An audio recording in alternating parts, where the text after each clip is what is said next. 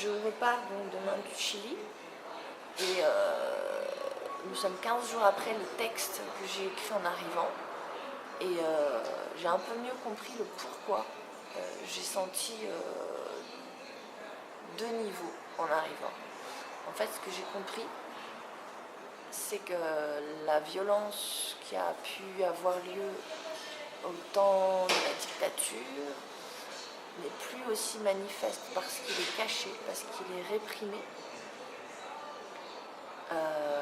parce qu'elle est réprimée, mais cette violence est toujours présente.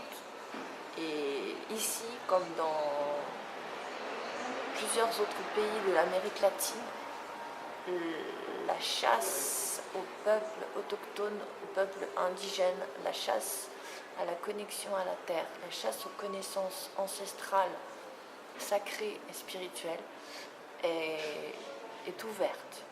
C'est-à-dire que j'ai rencontré une Mapuche lors d'une journée de résistance.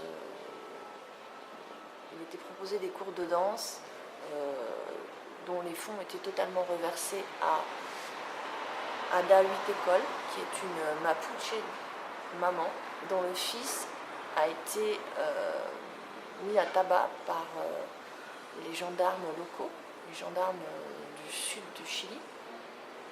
Il n'y avait pas de raison manifeste et ça a lieu tous les jours en terre mapuche.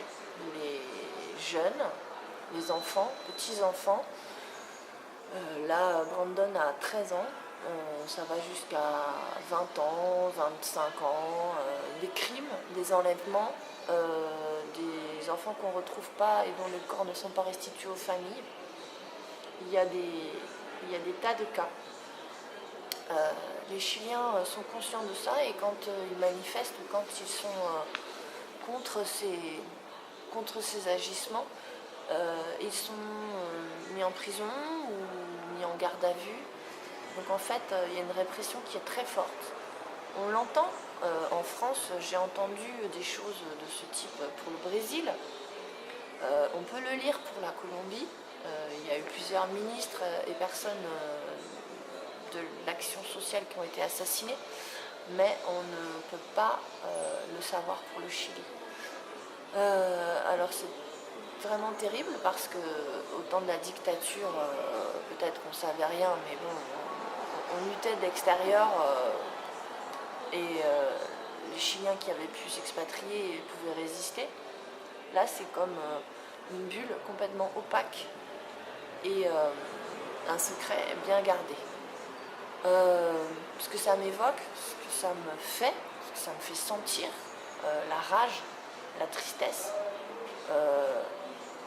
la sensation d'impuissance que ça me fait ressentir, me renvoie à mon propre vécu de l'Algérie, de ma famille et de ces massacres qui ont eu lieu au tout début de l'arrivée des Français en Algérie. Et ce secret qui est toujours aussi bien gardé et qui continue, qui perdure dans la violence, dans les rapports franco-algériens sur le territoire français.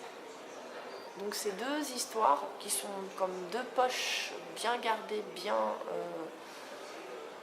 je dirais, verrouillées, des poches puantes, on va dire, voilà, font chez moi un écho très fort. Et l'idée, c'est de faire, en fait, de se servir de ce prétexte, de ce que je ressens, pour faire une création. Et une création qui va parler de l'humanité, de la fraternité, de la connexion à la terre, de l'aspect sacré de ces liens et de notre possibilité, nous, en tant que peuple civilisé, ayant accès au droit, à des institutions qui défendent le droit international. Voilà, comment faire en tant qu'artiste pour prendre position et pour faire quelque chose, pour ne pas rester juste impuissant et dans la douleur, et surtout laisser ces gens qui vivent ça au quotidien dans la douleur. Merci, j'espère que ça va pouvoir se faire, mais l'énergie que j'ai là, les émotions très fortes, les sentiments, la promesse que j'ai faite aussi à Ada Huitecol, font que j'ai la foi et que je ferai tout ce qui est possible pour que ça aille et que ça se réalise. À bientôt.